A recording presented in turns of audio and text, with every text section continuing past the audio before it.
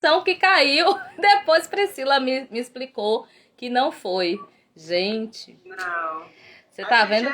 cometeu muito código, então talvez alguém tenha cometido um erro, né? Ou foi uma zoação, a gente nunca sabe, né? Mas, por Sim, favor, continue. Por favor, sim. perdão por esse acidente, viu? Não, imagina.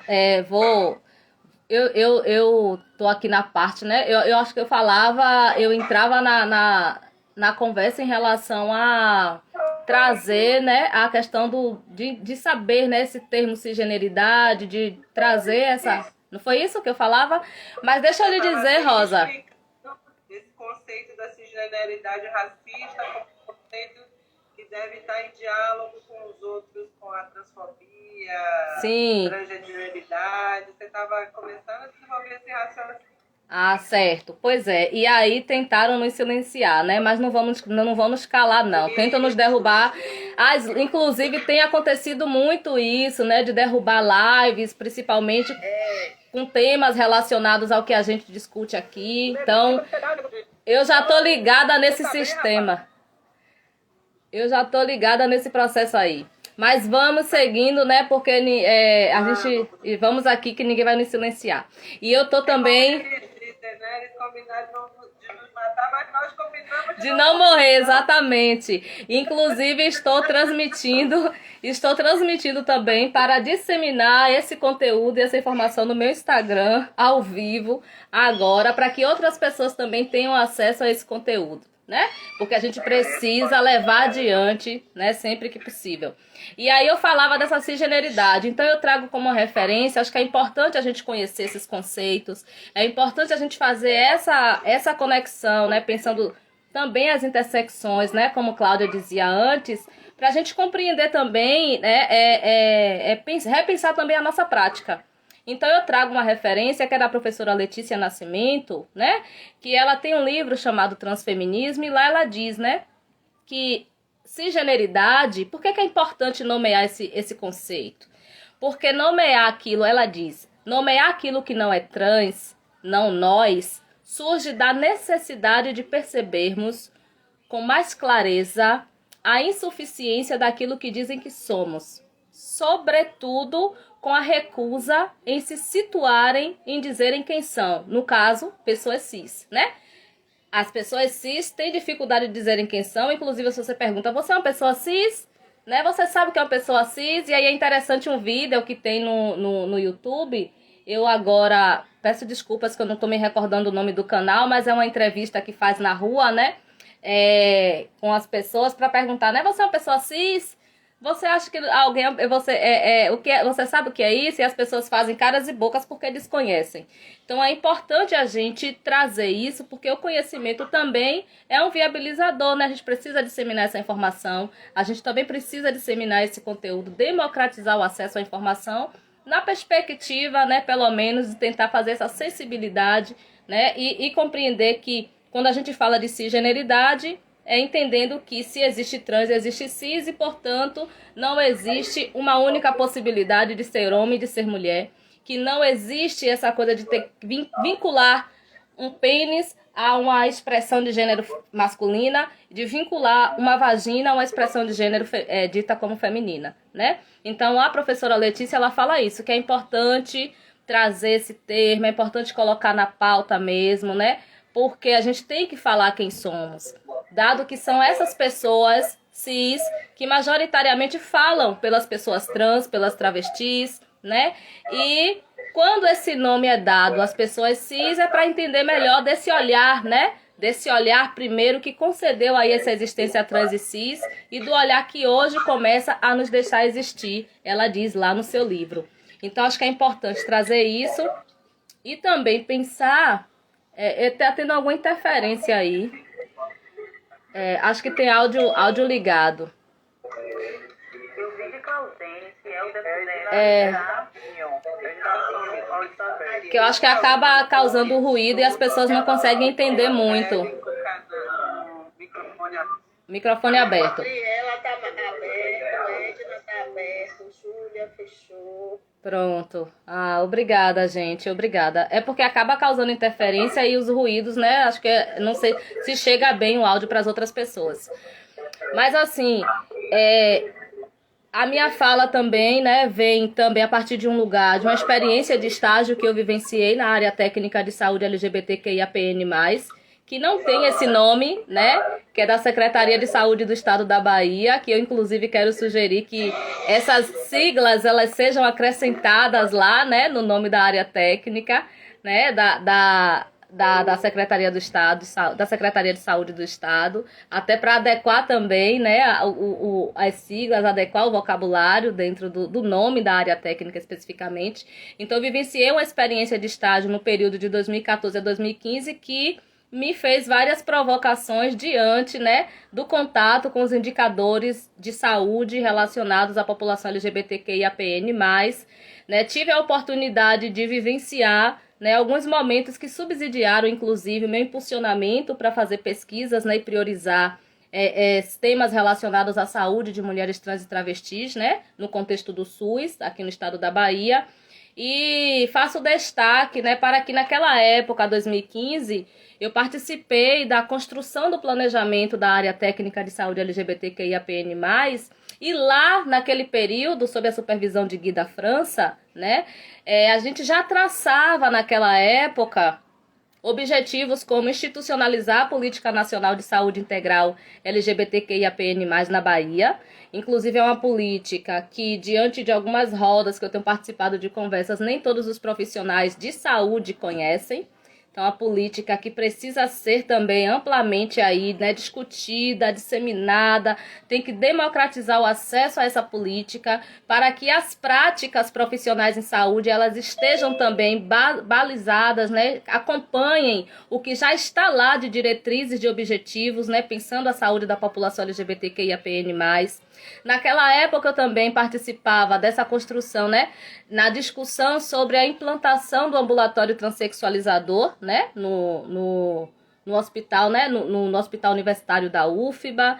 Naquela época a gente falava de sensibilizar profissionais de saúde da atenção básica, de sensibilizar lideranças comunitárias sobre saúde integral de pessoas LGBTQIAPN+, de realizar oficinas sobre prevenção e combate ao racismo e à LGBTQI-fobia, né, no âmbito do SUS, pensar essas oficinas de quem está ali, profissionais atuando na assistência à gestão, né, de pensar esses profissionais e essas profissionais da atenção básica, de centros de referência de assistência social, dos centros especializados, né, de assistência psicossocial. E aí aqui também vai entrando, né, como articulações que nós precisamos realizar em favor desses direitos, né? E aí eu já trago aqui apontando desafios, mas também apontando que nós precisamos fazer um movimento para esse desafio ser vencido. Porque quando a Política Nacional de Saúde LGBTQIAPN+, estava sendo discutida para ser implantada aqui na Bahia, já se traçava isso. Isso pensar, né, é uma política recente e que precisa ainda, nem todos os municípios, até na própria capital, de certo, as instituições de saúde, nem todo mundo tem acesso a essa política, desconhece. E aí eu digo com base em algumas rodas que eu já tive a oportunidade de cirandar por aí, né? Uma outra questão que eu trago é a aproximação com o movimento social, né? Protagonizado nesse movimento social LGBTQIAPN+, porque essa importância de dialogar é pensar também essa pesquisa, né, com a perspectiva de transicional acolhimento. E aí eu estou trazendo um termo que foi usado até como um título de seminário realizado, né, o primeiro seminário falando sobre a importância de transicional acolhimento a pessoas trans e travestis aqui na Bahia, né, que foi promovido pelo coletivo Detrans pra Frente. Né? Então a gente precisa pensar essa pesquisa nessa perspectiva, né, de como que o que eu produzo de conhecimento, né, o que eu elaboro a nível de indicadores sociais, de que forma isso está colaborando, né, para viabilizar também, para pensar políticas públicas específicas para essas populações, né? Então, um outro ponto, entender que não é possível a gente pensar desafios para viabilizar e proteger direitos né? Sem considerar a perspectiva interseccional. E aí eu reitero a fala da minha colega Cláudia, né?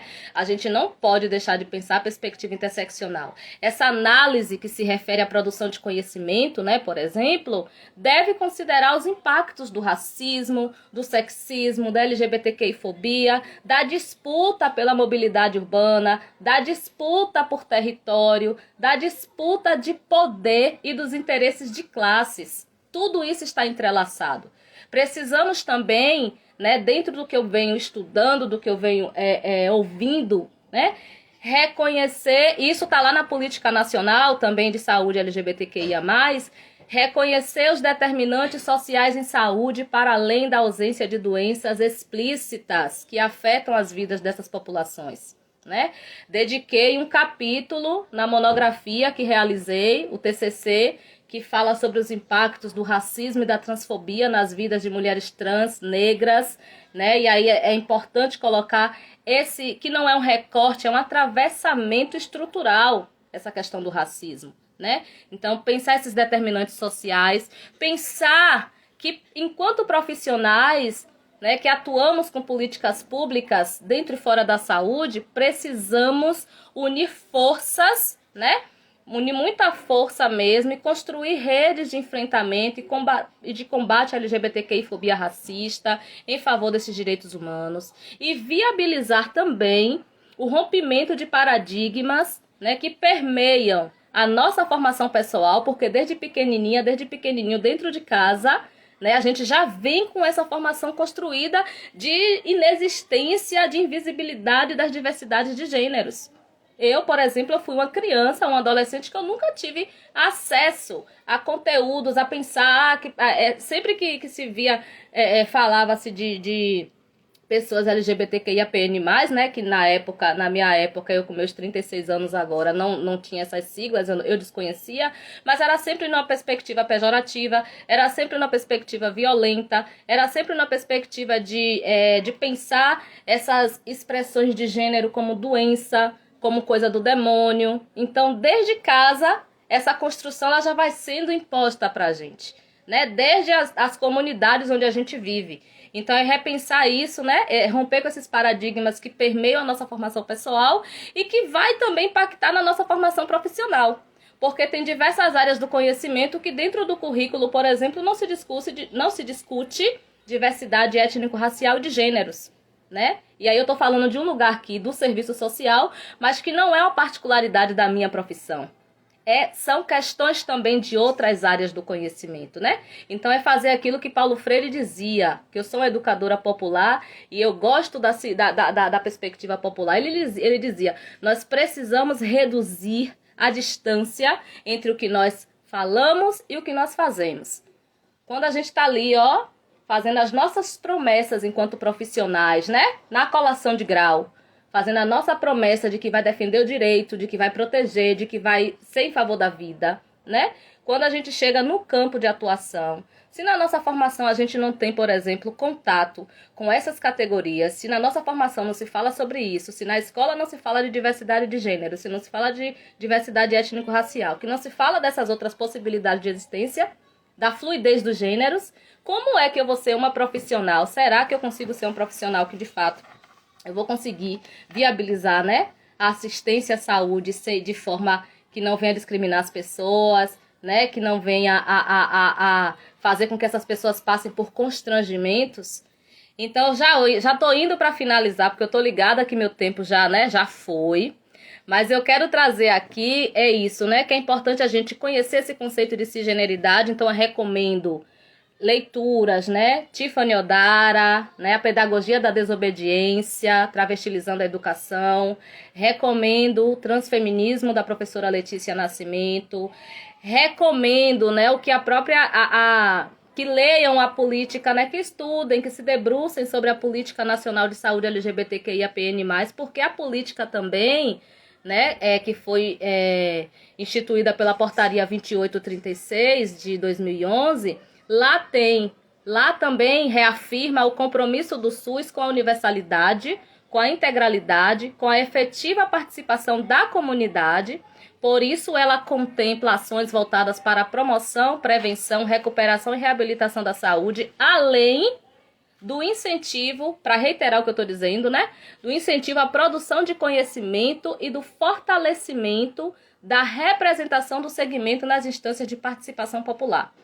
Uma outra recomendação é que a gente precisa desenvolver ações intersetoriais de educação em direitos humanos e respeito à diversidade, campanhas, currículos escolares que abordem direitos sociais. E aí eu pergunto, nós cumprimos essa recomendação? Não, nem sempre cumprimos, até porque tem profissionais que nem a política conhece. Isso está lá na Política Nacional de Saúde LGBTQIAPN+. Então, eu só quero deixar aqui umas perguntas só para a gente refletir. Primeiro, fazer um destaque para o trabalho que está dentro dessa perspectiva de desobedecer pedagogias opressoras, que é o trabalho da Primavera. Essa pessoa que está aí, né? Que compõe também esse grupo aí de vocês, né? Primavera fez um trabalho primoroso falando da performatividade de gênero nas relações entre mulher cis e homem trans, né? Fazendo um diálogo sobre o afeto entre essas pessoas, mulher cis e homem trans. Eu tive a honra de ser convidada para estar na banca examinadora dela e ela, né, traz ali, né, um debate super necessário, né? Ela propõe fazer esse diálogo nesse cotidiano do afeto, né? Ela reitera o que eu estou trazendo aqui, né, de que a partir da produção de conhecimento nós devemos construir possibilidades e escrever no âmbito das ciências sociais aplicadas, que é, né, esse nosso lugar aqui que eu estou falando, que pessoas trans e travestis têm direito ao amor, têm direito ao cuidado. Todos nós temos direito ao amor, ao cuidado, ao afeto. Então, para mim, esse tipo de produção de conhecimento é uma forma de desobedecer pedagogias opressoras, como diz Tiffany Odara. Eu sinto orgulho mesmo, né, de ter uma colega hoje, assistente social, né, da minha categoria profissional, que deseducou pedagogias, né, que fez uma produção de conhecimento de uma forma assim, trazendo um tema inédito, porque falar de afeto, né, numa perspectiva metodológica, teórica, analítica, pensando esse afeto como uma ferramenta de transformação, né? Então a gente precisa também falar disso, é sobre essa responsabilidade, é sobre uma sensibilidade política que nós devemos também atribuir ao que nós escrevemos por justiça social. É poder, né, ler mulheres negras, né, ler travestis, transexuais, ver o que as pessoas estão produzindo e não só pessoas que estão ocupando o espaço da universidade. Porque movimento social está aí produzindo muita coisa. Tem lives aí, tem conteúdos maravilhosos que podem também subsidiar a nossa prática profissional. Nós precisamos, né, buscar essas referências para subsidiar também, né, para viabilizar, né, possibilidades epistemológicas que desobedeçam esse sistema com esse de cisgeneridade colonial, né? Então, essa perspectiva. É pensar, as minhas escolhas teóricas incluem perspectiva de intelectuais negras, cis, trans e travestis? Eu já li, já referenciei em meus trabalhos epistemologias interseccionais elaboradas por mulheres negras, cis, trans e travestis? E o meu currículo, ele inclui essas referências? Se ele não inclui, o que é que eu estou fazendo para ampliar o meu conhecimento em relação a essas diversidades, né? O meu projeto ético-político, ele inclui perspectivas transfeministas? Qual é o perfil da mulher que minhas epistemologias feministas atendem? Como que eu vou adequar a minha linguagem no atendimento às pessoas trans e travestis se eu invisibilizo sua existência, né, também nesse contexto de produção de conhecimento? E aí vai cair nessa questão, como é que eu vou ter uma prática profissional coerente com o público, sendo que a minha formação ela é hegemônica, né? E eu tenho essa dificuldade até de tentar ampliar esse olhar, né? De ficar ali naquelas caixinhas. Eu sei que cada qual vai ter uma formação, vai ter um tempo, vai ter um limite, vai ter, né, possibilidades e oportunidades diferentes nesse processo. Quando passa pela universidade, quando passa, né, pelo nível superior, quando passa pela educação básica. Mas é importante a gente, né, está tentando buscar também outras possibilidades, né? E aí refletir qual é o papel da universidade, e eu finalizo de verdade agora, quer dizer, coloco reticências, qual é o papel da universidade e para que serve esse conhecimento que nós produzimos? É para rotar arrogância, soberba, a ponto de causar, aí eu tenho que tocar nesse assunto, né, de causar morte de pessoas, como o que aconteceu com o Guilherme Santos, estudante da Faculdade de Direito que cometeu suicídio após ter seus saberes e conhecimentos destruídos, né, pela humilhante fala de quem arrotou arrogância intelectual. Ou o nosso saber, né, e conhecimento deveria considerar que uma banca, por exemplo, ela não deve ser um rito de constrangimento, como disse lá Carla Cotirene em uma postagem recente que ela realizou, né, colega aí abolicionista, né, intelectual negra, assistente social. É para isso que serve uma banca, né? A academia precisa romper com essa escolha pela colonialidade do saber, né? Tanto nessa dimensão de decidir quem pode ou não ser credenciado e credenciada, né, como teórica, como teórico, né? Quanto nessa dimensão dos temas que ainda são recusados por orientadoras e por orientadores que reduzem as questões de gênero, de raça, etnia a pautas identitárias, como se ser pauta identitária não fosse suficiente para nos permitir pensar estratégias, né, eficazes de garantia de direitos, a partir de olhar de mulheres negras, de mulheres cis, trans, travestis, inclusive, né, fora desse espaço acadêmico. Então, o desafio que eu estou entendendo aqui é o seguinte, é também a gente saber baixar a crista, descer do salto, né, para reconhecer os atravessamentos da cisgeneridade racista existente também nesse espaço da academia.